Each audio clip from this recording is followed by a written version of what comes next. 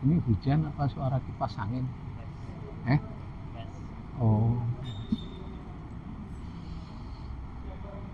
Ini kayaknya lama nggak hujan ya? Iya, udah beberapa hari. Sekarang Setelah tanggal 2 aja ya? iya.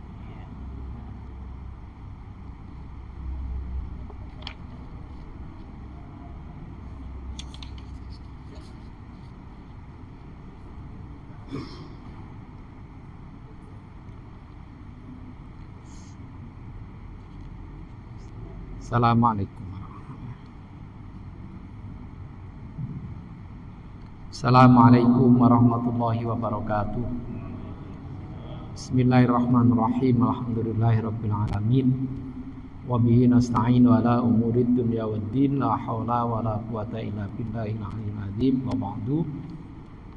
Hadirin hadirat Bapak Ibu yang dimuliakan oleh Allah Subhanahu wa taala. Alhamdulillah atas anugerah dan nikmatnya kita bisa bersama-sama menunaikan ibadah sholat zuhur berjamaah di masjid yang jadi kebanggaan kita ini. Selanjutnya kita membaca kitab hadis yang menggunakan sistematika fikih ya, yang disusun oleh Al-Hafidh Imam Ibnu Hajar Al-Asqalani. Kita perbarui niat itikaf kita. Bismillahirrahmanirrahim. Nawaitu an a'takifa ma dumtu fi hadzal masjid lillahi ta'ala. Dan beradina bil Mustafa Sultan Al-Syekh Abdul Jalani wa Imam Al-Ghazali. Sanad muallif fi hadzal kitab Syekh Al-Hafidh Al-Fadil Al-Alim Syekh Ibnu Hajar Al-Asqalani wa Syekh Alwi Abbas Al-Maliki, Syekh Sulaiman An-Nuri, Surihim wa Furuhim wa Tanasab bainahum. Anallahu yaghfiru dzunubahum wa yu'li darajati fil jannah wa yu'ida alaina min barakati masrarihim wa anwarihim wa ulumihim wa nafahatihim fid din wa dunya wa akhirah. Al-Fatihah. A'udzu billahi minasyaitonir rajim. Bismillahirrahmanirrahim. Alhamdulillahirabbil alamin arrahmanir rahim maliki yaumiddin. Iyyaka na'budu wa iyyaka nasta'in ihdinas siratal mustaqim siratal ladzina an'amta 'alaihim ghairil maghdubi 'alaihim waladdallin amin. Kita memasuki bab berikutnya, yaitu babul mashi alal khuffain. Ya, ini bisa kita terapkan kita di Indonesia atau tidak. Apakah khuf ini nanti bisa dianalogikan sepatu atau kaos kaki? Nah, itu nanti akan ada penjelasan. Babul mashi alal khuffaini, bab menjelaskan mengusap di atas. Jadi mengusap kedua, kalau ngaji saya dulu itu diartikan muzah khuf. Tapi definisi khuf itu adalah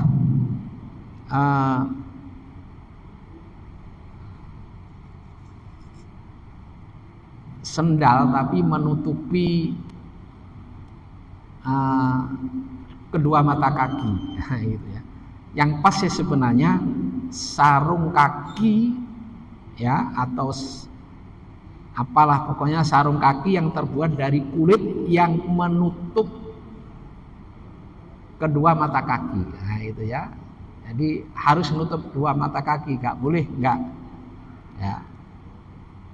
Kan ada juga itu kaos kaki ya, tapi kaos kaki itu di bawah mata kaki. Nah, itu tidak bisa diusap kalau wudhu.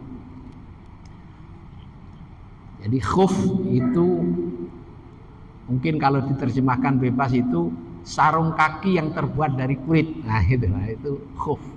Nah, jadi bukan sepatu, bukan kaos kaki, nah, tapi sarung kaki. Kalau sepatu kan ada haknya ya, apa yang tinggi, yang ada apa yang belakang tinggi itu hak ya. Nah kalau itu enggak ada. Biasanya itu dipakai oleh petugas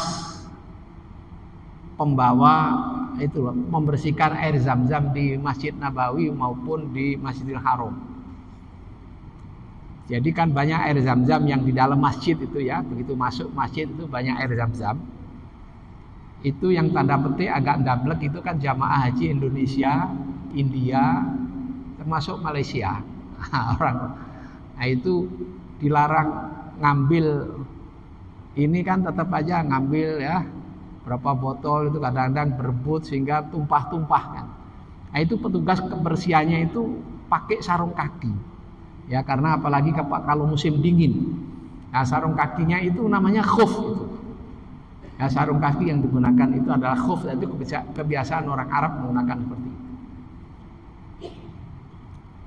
Nah kita baca dulu hadisnya.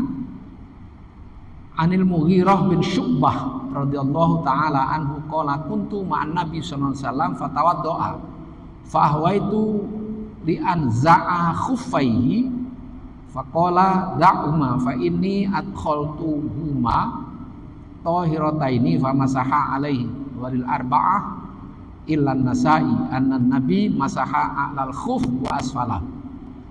Dari Mughirah bin Syu'bah, beliau mengatakan begini, aku bersama-sama Rasulullah SAW, lalu beliau wudhu, kemudian saya menundukkan ya, saya menunduk untuk melepas kedua khufnya atau kedua sarung kakinya.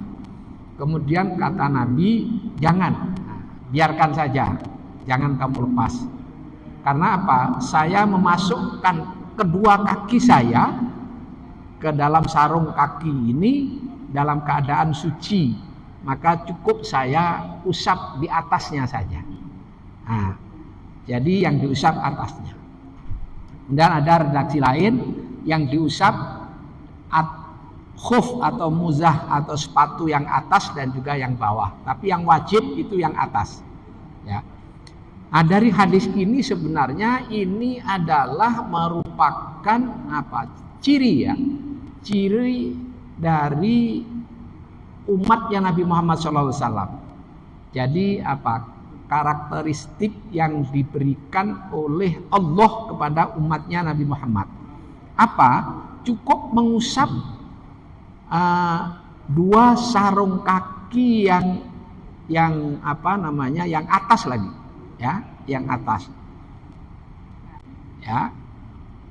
Nah, ini di sini disebutkan bahwa syiaru ahli sunnah jamaah. Ini adalah merupakan syiar dari pengikut ahli sunnah jamaah. Karena apa? Al-muqtadi'ah, ya. Orang yang suka membid'ah-bid'ahkan itu justru mengingkarinya, gitu ya. Kenapa? Mengusap kedua sarung kaki tadi merupakan dispensasi tanpa harus membasuh kedua kakinya ke wudhunya. Tentu nanti akan ada persyaratan-persyaratan ya. Nah, yang memberikan persyaratan kriteria itu adalah isyarat-isyarat Nabi, tapi secara tegas ulama-ulama itu memberikan penjelasan. Jadi ketika menggunakan kedua sarung kaki yang terbuat dari kulit tadi setelah wudhu, ya, setelah wudhu secara sempurna, ya sudah toharoh anil hadas wa toharoh anin najasah. Jadi kedua kakinya itu sudah sempurna. Kamalut toharoh itu maksudnya sudah suci betul, baik dari hadas maupun dari najis. Ketika dia batal, maka dia cukup wudhu saja. Ya, wudhu seperti biasa, giliran kakinya nggak perlu dibasuh lagi. Ah, gitu ya. Nah, bukan diusap. Oh, kemarin katanya cukup diusap sepatunya saja, nggak membasuh muka, nggak membasuh tangan, nggak mengusap kepala, enggak. Jadi wudhu seperti biasa, tapi giliran kakinya tidak perlu di. Nah, ini termasuk ini Pak, Bapak Ibu. Ya, saya memahami ini dan sebagian ulama memahami, saya sependapat dan itu suka saya amalkan. Apabila Bapak Ibu daimul wudhu, selalu menjaga wudhu. Nah, ketika selalu menjaga wudhu, itu kan kadang-kadang kalau kita di bandara atau di terminal atau di manalah, di sana ada tempat buang air kecil, ada toiletnya. Di sana kadang-kadang tidak ada karena jauh dengan musolanya, nggak ada tempat wudhu, gitu ya. Sementara bapak ibu pakai sepatu, ya, pakai sepatu.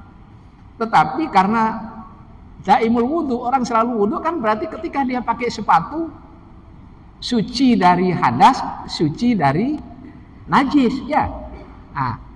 Pengen pipis, pengen buang air kecil, ya buang air kecil saja. Setelah itu kan berarti batal itu wudhunya, ya, karena pengen selalu punya wudhu dalam bepergian. Maka wudhu saja, izin sama penjaga kamar kecilnya itu, saya mau wudhu di wastafel. Biasanya suka diizinkan. Diizinkan, maka giliran basuh kaki nggak usah dibasuh.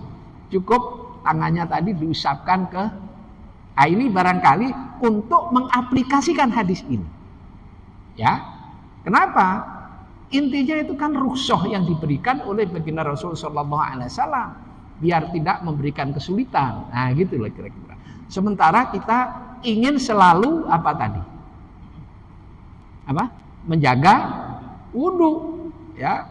Sementara kita tadi buang air kecil tadi. Itu sudah pasti batal wudunya kan gitu ya. Ya, wudu di syukur ada tempat wudu gitu. Tapi kan repot mau buka sepatu ini, udah apalagi sudah dialu-alu pesawat sudah ya. Wah, ini saya belum wudu aja sebentar ya. Kalau apalagi kemarin ya, wudunya Nabi itu cukup dengan kurang lebih 600 mili ya. Itu saja. Jadi giliran kakinya nggak usah dibasuh gitu ya. Disinilah sekali lagi. Tetapi kalau ditanya mana yang lebih utama, dibasuh apa diusap sepatunya? Ya dibasuh. Kalau nanya yang lebih utama. Maksudnya Nabi itu memberikan solusi. Ya. Sebab terjadi perdebatan ulama itu. Bagaimana? Aslinya kaki itu kan harus dibasuh, ayat maupun hadisnya. Tetapi ada dispensasi, ada keringanan bagi orang yang tadi masyakot tadi. Apa masyakot itu ya? Kesulitan. Ya, repot lah kira-kira begitu. Sementara syariat itu tidak merepotkan. Gitu ya. Jangan kenapa kalau bisa dibikin repot, kenapa nggak dibikin repot? Jangan begitu kan gitu ya. Jadi tetap ini adalah solusi yang diberikan oleh Nabi gitu ya. Jadi kalau mengusap itu kan cukup menjalankan tangan di atas sesuatu itu namanya ngusap. Ini ngusap namanya. Ngusap anak kita supaya tidur gitu ya, diusap-usap kepalanya gitu ya.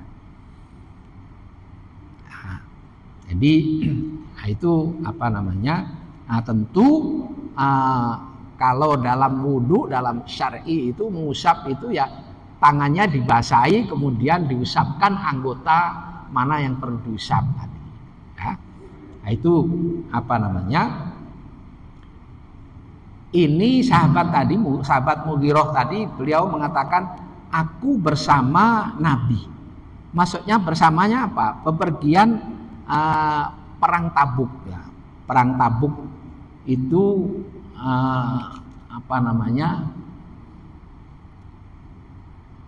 salah satu perang yang terakhir baginda Rasul sallallahu alaihi wasallam itu adalah perang Tabuk. Di sini jelaskan daerah Tabuk itu adalah antara Madinah dan Tabuk itu arah ke Syam, arah ke Syria.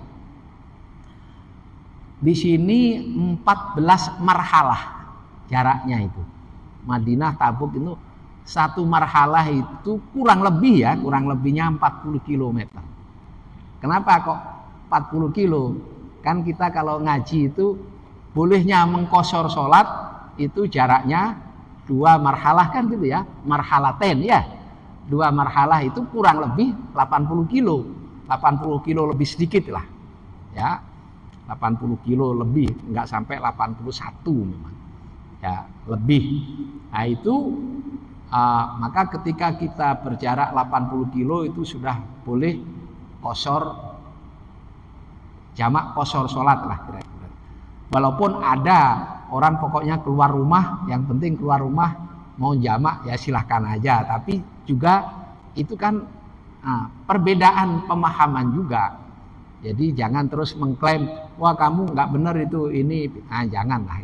Kalau ada yang berpendapat, saya akan mengqashar, saya jamak sudah sholatnya, padahal dari Cipinang Muara pergi ke Kalibata, karena katanya sudah keluar rumah itu boleh. Ya udah. Tapi kita mengikuti mazhab terutama Syafi'iyah ya, dan mayoritas ulama sebenarnya itu 2 marhalah. Nah, jadi kalau 14 marhalah, jadi 14 kali 40 ya, kurang lebih. Ya banyak lah. Kira-kira berapa, 500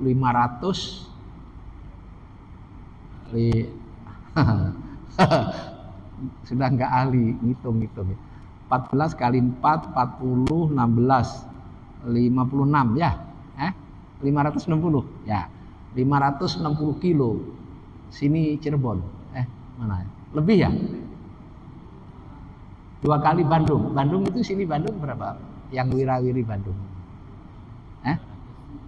sini Bandung 200, berarti pulang pergi Bandung. Bayangkan masa Nabi itu berarti perang Tabuk kan jalan kaki naik onta ya, itu berapa hari gitu ya. Maka saat itu Nabi begitu wudhu mau dibuka sepatunya, mau dibuka sarung kakinya nggak boleh.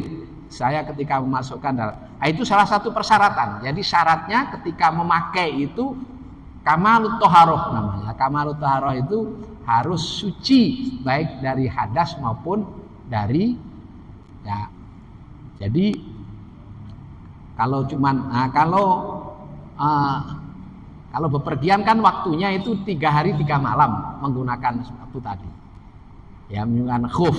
Tapi batal kalau dia ini apa namanya? Ihtilam. Ihtilam itu mimpi basah. Nah, kalau mimpi basah itu batal sudah. Jadi harus mandi. Jadi tidak boleh ya mengusap khuf mandi. Ya, mandi separuh giliran kakinya diusap enggak bisa ya. Hanya untuk wudhu tadi.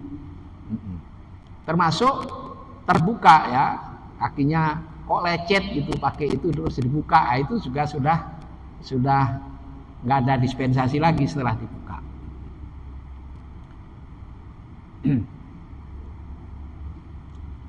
Nah, dari hadis ini apa? Sahabat tadi berkhidmah kepada orang yang alim ya. Nabi apa namanya? Ya banyak kan sebenarnya bukan feodal ya, bukan ini sebenarnya kan suka ada itu santri apa bawain sendalnya kiainya, kadang-kadang berebut itu bagian dari apa tadi, khidmatul alim ya, khidmah pada orang yang alim ya. Sahabat berkhidmah kepada Nabi ingin mencopotkan sepatunya tadi ya, ingin membukakan sepatunya, tidak hanya membawakan bahkan membukanya. Wa annaril khadim ayatul ilama ya'rafu min adati makhtumatin qabla ayyamra. Karena sudah biasa bagi seorang pelayan, seorang yang suka berkhidmah tadi, dia bertujuan ya kepada hal-hal yang sudah biasa orang yang dilayani sebelum diperintah. Jangan sampai nunggu diperintah lah kira-kira begitu. Ya, jadi ketika ada ini sudah mau keluar ya jangan sampai diperintah ayo ambil mobilnya. Nah, begitu yang dilayani sudah siap ya sudah harus segera, jangan diperintah dulu gitu ya. Nah, memakai khuf, memakai sarung kaki dalam bepergian itu boleh ya, diusap tadi selama 3 hari. Kalau tidak dalam bepergian itu hanya 1 hari 1 malam. Tapi kalau di fikih-fikih itu Bapak Ibu, kalau bepergiannya itu maksiat itu masih ada dispensasi untuk boleh mengusap khufnya, tetapi hanya 1 hari, 1 hari 1 malam. Kalau mestinya kan kalau dalam bepergian berapa tadi? 3 hari 3 malam. Kalau bepergiannya maksiat, loh apa ada? Ada. Nah itu ya. Sudah tahu kalau pergi di saya itu punya pengalaman dan itu saya yakin dosa gitu ya. Asalnya sih nggak tahu asalnya. Karena di NTB waktu itu saya menjadi anggota Dewan Hakim baca kitabnya. Oleh Kemenak, kiai-kiai itu diajak pergi ke Gili Trawangan kalau nggak salah, tempat piknik. Nah, katanya itu namanya NTB kan 1000 masjid ya, nggak nyangka kalau di situ itu katanya mirip-mirip di Kuta Bali. Saya belum pernah. Nah, memang iya kan saya semua itu yang mau naik sepeda disediain sepeda. Saya naik sepeda. Ya Allah. Bilang ya Allah itu matanya melotot. Astagfirullahaladzim, matanya melotot. Kan dosa. Nah, kalau sekali ngelihat terus langsung berpaling, itu yang pertama rezeki tadi itu ya. Kalau yang kedua, ketiga itu dosa, Pak. Sudah. Ya. Nah, itu iya saya itu nggak pakai baju, nah, gitu ya. Tapi ya waktu itu saya masih muda gitu. Dilihat dosa, nggak dilihat sayang. Nah, itu termasuk safar al-asi. Bagaimana? Harus diakui. Nggak harus diakui. Sebab kalau man ahalla ma haramallah faka'annahu yakhruju anil Islam. Saya takut itu. Orang yang mencoba menghalalkan sesuatu yang jelas diharamkan oleh Allah, itu seolah-olah keluar dari Islam. Berarti ya sudah kita akui bahwa kita dosa tadi. Kita durhaka sama Allah. Hanya itu dableknya santri kadang-kadang begitu itu, Pak. Jangan ditiru ya. Kalau itu kan dosa kecil, wudu hilang nanti katanya. Tapi tetap itu harus diakui dosa al-asi ya, harusnya. Nah, itu kalau sengaja dia pergi ke tempat itu, maka dispensasi yang mestinya 3 hari 3 malam untuk boleh mengusap khuf itu tinggal 1 hari. Ya, jadi nggak boleh yang itu kalau perginya. Jadi sama dispensasinya sama orang yang bukan musafir. Nah, gitu. Kenapa? Karena musafirnya adalah al-asi. Ya. Nah, kemudian dari sini ya istiratu kamali thaharah al. Ya, jadi tadi sudah ya, syarat hukumnya harus kamal, thaharahnya harus sempurna. Ya, maksudnya sempurna itu dengan air bukan dengan tayamum ya. Thaharah dengan tayamum itu belum sempurna. Ya, karena tayamum itu Bapak Ibu ya bukan berarti pengganti wudhu itu sebenarnya aslinya. Makanya kan ulama-ulama kita ngajarinya itu niatnya itu nawaitu tayammuma listibahati sholah kan gitu ya. Maka aku bertayamum ini tujuannya hanya untuk pembolehan sholat. Makanya tayamumnya itu setiap setiap mau sholat, nah, gitu ya. Setiap mau sholat. Itu jumhur ulama. Memang ada yang mengatakan ya tayamum ya pengganti wudhu, yaitu. Tapi yang jelas jumhur ulama itu tayamum itu hanya untuk membolehkan orang untuk bisa melakukan sholat karena tidak mendapatkan air atau tidak bisa menggunakan air. Maksudnya tidak bisa menggunakan air itu tidak dibolehkan untuk menggunakan air karena ya bahaya kalau menggunakan air gitu ya. Nah, kemudian saya pikir, di sini yang diusap mana? Yang atas apa yang bawah? Memang yang wajib adalah yang atas, yang bawah sunnah. Nah, dari sinilah kata Sayyidina Ali, hadis yang berikutnya itu, an Ali radhiyallahu ta'ala, laukana din bil ra'i lakana asfalul khuffi aula bil mashi min a'lahu. Wa qad ra'aitu Rasulullah yamsahu ala zahiri khuffaihi. Akhrajahu Abu Dawud bi isnadin hasanin. Sahabat Ali mengatakan, kalaulah agama itu rasional, kalau agama ini bisa masuk yang harus yang rasional, ya, maka sarung kaki yang bawah yang lebih utama untuk diusap. Tapi kenapa kok malah yang di atas? Nah, disitulah maka pemahaman agama itu tidak boleh dilogikakan, itu maksudnya seperti itu.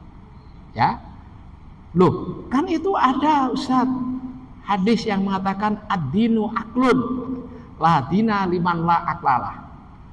Nah, di situ jangan diartikan agama itu rasional, ya. Ladina tidak ada agama. Liman la aklalah, bagi orang yang tidak punya akal. Nah, ulama memberikan terjemahan itu ad-dinu aklun ay syara'iuddin lidzi aklin. Ya, aturan-aturan agama itu hanya diperuntukkan untuk orang yang punya akal. Maka ladina liman la aklalah. Tidak ada tuntutan syariat agama bagi orang yang tidak punya akal. Maka orang gila, orang mabuk, orang muma'aleh, ya, itu nggak kena hitop untuk menerima perintah sholat, menerima perintah. Jadi orang kalau mau nggak dapat perintah sholat, silakan gila. Ya, jadi orang gila itu, dan nanti masuk surga apa masuk neraka Ustaz? Ya itu bimasyiatillah. Kan yang bikin gila juga Allah kan gitu ya. Nah, apakah nanti dia masuk surga apa masuk neraka, nggak pernah ibadah, nah itu urusan Allah lah gitu ya. Kalau nggak pernah ibadah dari kecil sudah gila gimana? Kan berarti nggak pernah dapat hitop, berarti kan nggak kena perintah, nggak kena perintah sholat atau zakat dan seterusnya. Ya karena nggak kena perintah, ya sesuka-suka Allah dimasukkan di surganya bisa saja. Nah, tapi yang jelas di dalam kandungan sudah berkomitmen sama Allah kan gitu ya. Alastu birabbikum qalu bala, syahidnya ketika dalam kandungan ibunya gitu ya. Nah, maka di sini kata Sayyidina Ali, kalau memang agama itu adalah rasional, maka tentu mengusap yang bawah itu lebih utama daripada mengusap yang lebih atas. Ya, kata Sayyidina Ali, saya melihat Rasulullah selalu mengusap zahirnya saja, maksudnya yang di atasnya saja yang diusap. Nah, karena saya ngelihat itu ya saya ikut aja. Nah, disinilah bahwa ajaran agama itu ada yang ta'abbudi, ada ta'akuli. Nah, itu ya, ada ta'abbudi, ada ta'akuli. Kondisi tertentu ta'abbudi, kondisi tertentu ta'akuli. Ya, satu contoh ya. Sampai sekarang kan masih terjadi perbedaan ya. Orang pelihara jenggot. Memang teks hadisnya peliharalah jenggot, cukurlah kumis, tetapi Nabi sendiri memberikan penjelasan. Fakhalifuhu. Ya, pelihara jenggot, cukurlah kumis supaya berbeda dengan orang-orang Yahudi kan gitu ya. Karena kebiasaan Yahudi itu pelihara kumis, nyukur jenggot. Biar nggak sama, maka Anda pelihara jenggot, Anda cukur kumis. Nah, disitulah orang yang seperti saya termasuk yang jarang dipelihara jenggotnya, ya, itu memahaminya ta'akuli. Karena apa? Saat itu karena supaya berbeda dengan orang Yahudi. Nah, gitu ya, orang Yahudi. Nah, sekarang ini orang Yahudi, orang non-Muslim juga pelihara jenggot kan? Itu siapa? Merdeka Sirait itu kan jenggotan ya. Itu non-Muslim kan? Masa sama juga? Gitulah kira-kira begitu. Jadi elatnya bagi orang yang tidak pelihara jenggot, elatnya sudah tidak ada. Ta'akuli itu namanya. Tetapi bagi teman-teman yang tetap memahami itu adalah ta'abud, ya nggak apa-apa, sah-sah saja, boleh. Ya, yang nggak boleh itu yang saling kata-katain, gitu ya, menjelek-jelekan itu yang nggak boleh. Nah, kalau ini kan nggak bisa ta'akuli itu, gitu loh. Jadi memang ya sudah itu ta'abudin. Sama dengan mencium Hajar Aswad. Ini Sayyidina Ali. Sayyidina Umar sendiri juga menyampaikan, ya Hajar inni a'lamu anta la tadurru wa la tanfa'u laula anni qad ra'aitu Rasulullah qabbal ma qabbaltu abada. Hei batu, kata orang Jakarta bilang, gua tahu lu itu batu yang tidak bisa memberi manfaat dan memberi bahaya. Kalaulah gua tidak melihat lu dicium Nabi, nggak bakalan saya mencium. Apa dasarnya karena begitu mencium Hajar Aswad? Apa? Ayo. Ittiba, hanya pokoknya ngikut Nabi saja. Nah, itu namanya pemahaman apa tadi? Ta'abbudi. Ta'abbudi itu kalau kita pinjem agama orang lain, dogma. Bener ya? Dogma itu kan apa yang diperintahkan oleh syari tidak boleh di kenapa-kenapa. Nah, gitulah kira-kira seperti itu. Nah, itu namanya ta'abbudi ta'akuli. Nah, itu hadis. Kemudian ini yang berikutnya ini adalah yang berkaitan dengan karena Nabi ya'muruna idza kunna safaron Allah nanza'a khifafana salasata ayyam walayaliyahunna illa min janabatin walakin min ghaitin wa baulin wa naumin akhrajahu Nasa'i wa Tirmidzi wal lafdzu lahu wa Ibnu Khuzaimah was sahahahu. Dari Sofwan bin Asal, Rasulullah SAW memerintahkan kepada kami, kalau kalian itu bepergian maka tidak usah melepas khuf kita selama 3 hari 3 malam, kecuali kalau junub tadi yang.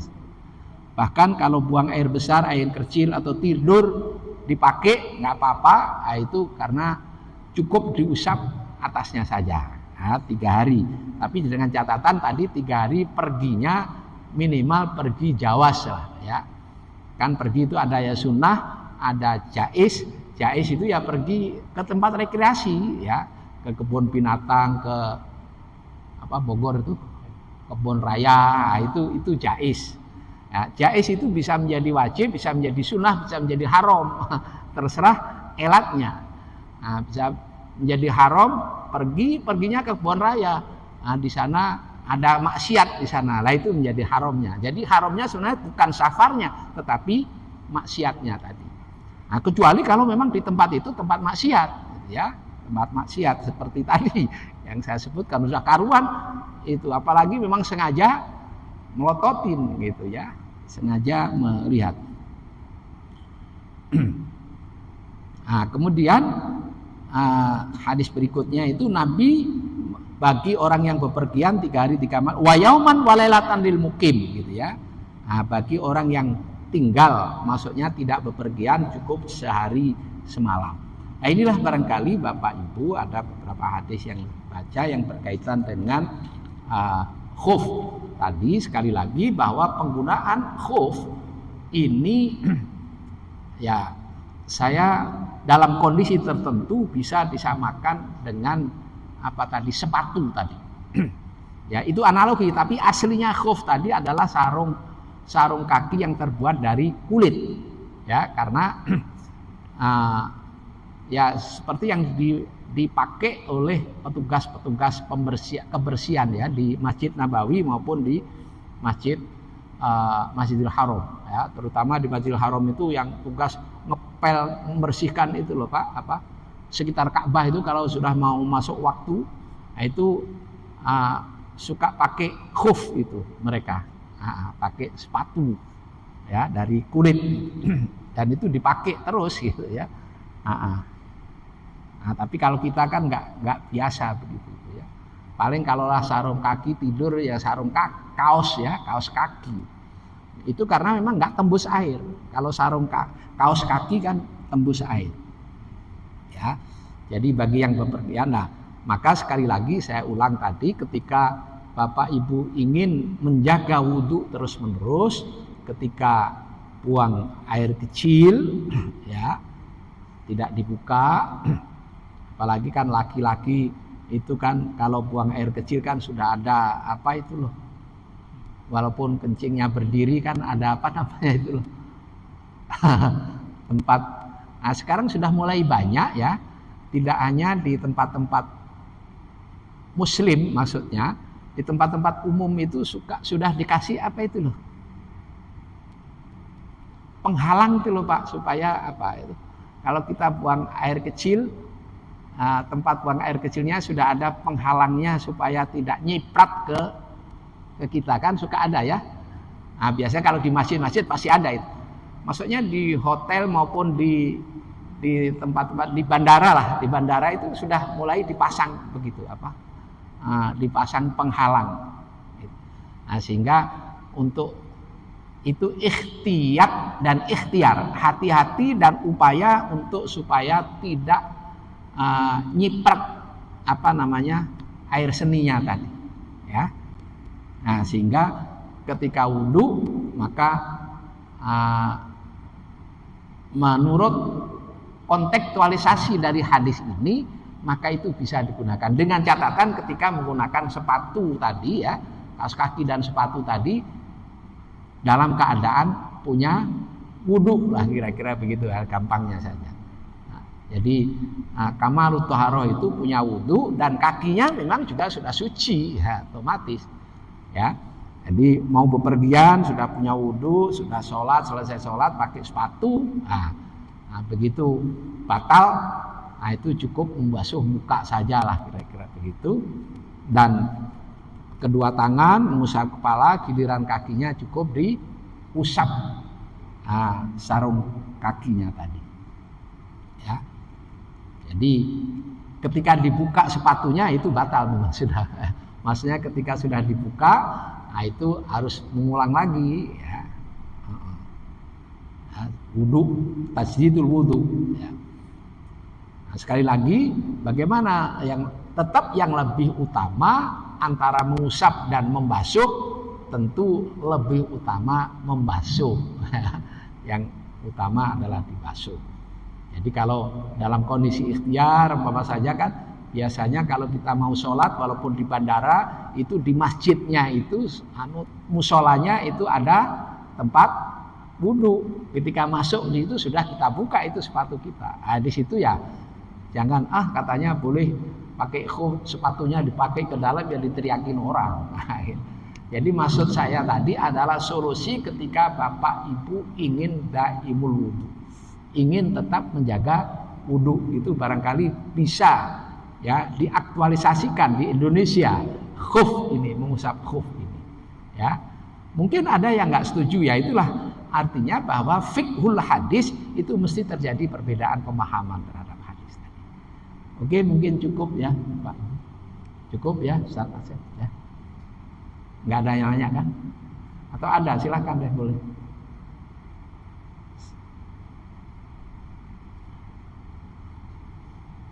Mudah-mudahan ada manfaatnya, paling tidak kita mendapatkan barokah ya. Saya ingat ketika Habib Rizik di Mekah itu ya, itu didatangi oleh murid Sayyid Muhammad. Murid Sayyid Muhammad itu ngomong kepada Habib Rizik, tamu sekian banyak ini kok tidak pernah ada apa-apa, tolonglah bacain satu hadis saja. Karena orang yang membaca satu hadis dan orang mendengarkan satu hadis ini adalah mendapatkan pahala seperti orang yang haji dan umroh.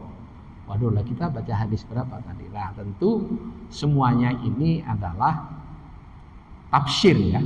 Tafsir itu motivasi yang diberikan oleh baginda Rasul sallallahu alaihi wasallam membaca Al-Qur'an, membaca hadis, karena bagaimanapun hadis ini adalah juga wahyu dari Allah Subhanahu wa taala. Wa ma yantiqu anil hawa in huwa illa wahyu yuha. Mudah-mudahan kita senantiasa mendapatkan keberkahan dari Allah Subhanahu wa taala. Al-Fatihah. Alhamdulillahirabbil alamin. Shiratal ladzina an'amta 'alaihim. Bismillahirrahmanirrahim. Alhamdulillahirabbil alamin. Hamdan yafi ni'amahu wa mazida. Allahumma ij'al jam'ana hadza jam'an marfu'an ma'rufuma wa tafarruqana min ba'di tafarruqan ma'suma. Allahumma arina haqqan haqqan wa ittiba'ah wa arina batila batilan wa tinabah. Allahumma inna nas'aluka ilman nafi'a, nas'aluka fahman wasi'a, nas'aluka qalban khashi'a, nas'aluka al-maghfirah, nas'aluka salamah fid dini wa dunya wal akhirah. Walhamdulillahi rabbil alamin. Assalamualaikum warahmatullahi wabarakatuh.